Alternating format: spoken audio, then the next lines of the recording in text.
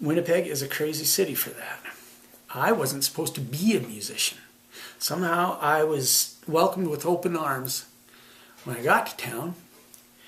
But it wasn't until I was 38 years old that I didn't know I wasn't supposed to be a musician. My parents told me that when I was 16 and I had had the car accident, I went through a windshield out trying to get a Christmas tree. And somebody ran a stop sign, and this, I was in a couple of cars over my life that didn't have seat belts that should have. And this was one of them. It was an old Rambler. We smacked, and I went through the windshield, no seat belt, because the cars didn't have seat belts. And I broke my neck, fractured my skull, and after numerous brain tests, EKGs and things like that, they found out that I wasn't supposed to be anything like this because I'd lost all concept of abstract thought. So I wasn't supposed to be a musician, artist, engineer, or mathematician. But I didn't know that. My parents never told me. They didn't tell me until I was 38 years old that I wasn't going to be a musician. They figured that if I wasn't, I'd lose interest. Well, I never did lose interest. And I guess it's kind of like a bumblebee where bumblebees don't know they're supposed to fly, or they're not supposed to fly. I didn't know I wasn't supposed to play, and so I just kept doing it. And the Lord blessed me over the years that I could actually make a living at this. A very small living, as all us musicians know, but a living just the same. And for some reason, I was able to reconnect things. I was very blessed that way. Some of the musicians here in town that, well, some, I should say most, all that I know, have been so generous to me and welcomed me with open arms, like I said. And this town here really changed me a lot when I moved here. I kind of changed my life around when I moved to Winnipeg. And so if people find any good in me, a large part of that is to do with the people in this city and the way they treat each other and the socials that people have for each other and just the love that people have for each other in this city. The people here are amazing.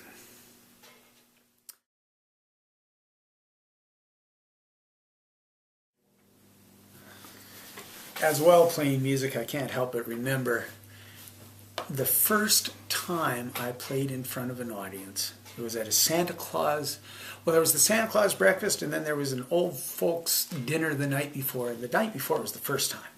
And we did this old folks dinner, and there had to have been about 40 or 50 people there, and my brother and myself and my cousin Ross, and what was his name? Robert Forbes. He was the other guitar player.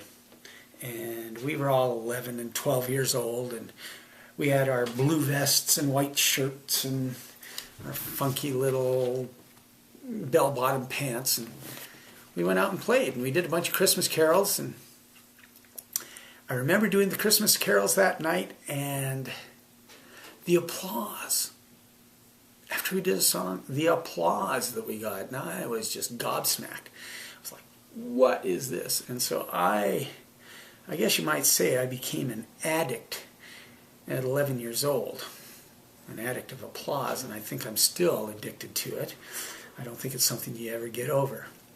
And the next morning we did the pancake breakfast, which the whole town turned out, and poor Mom, she's out directing us in the Christmas carols, and she was doing a great job.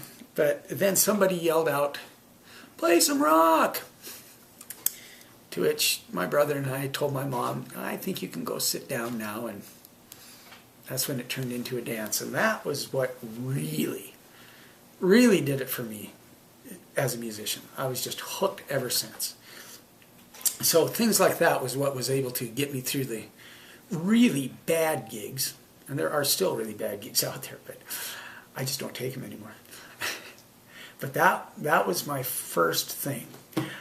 I also would like to mention, I don't know how it happened, but for some reason, I was privy to go out with the most beautiful women in the world. I don't know how it happened, but if you went out with me, you were beautiful. If you didn't, I guess time just ran out. So I am amazed that I've had some very dear, dear friends who are ex-girlfriends come out and see me before I go. And that is wonderful. I don't know that there won't be other ex-girlfriends who want to visit me as well, but if they do, my dad's taking me back to Irvine, Alberta, where I'll be buried, and I'm going to ask him to build just a little dance floor over the top of my grave in case anybody wants to come out and visit me that feel they want to do that.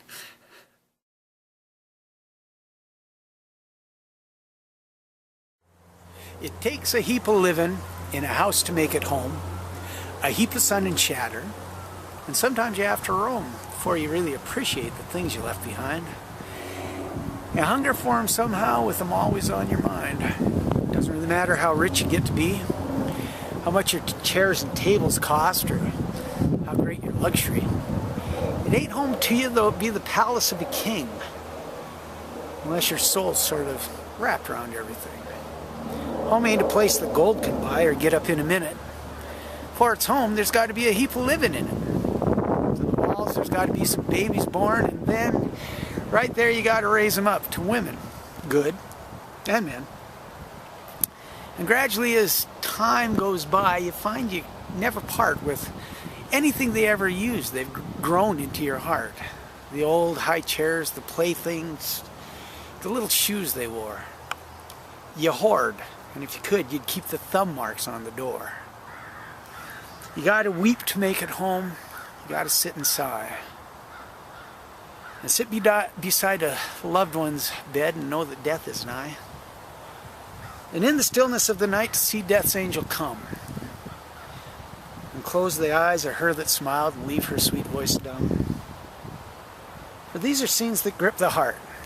And when your tears have dried, you find that home was dearer than it was and sanctified. You gotta love each brick from cellar up to dome. It takes a heap of living in a house to make it home.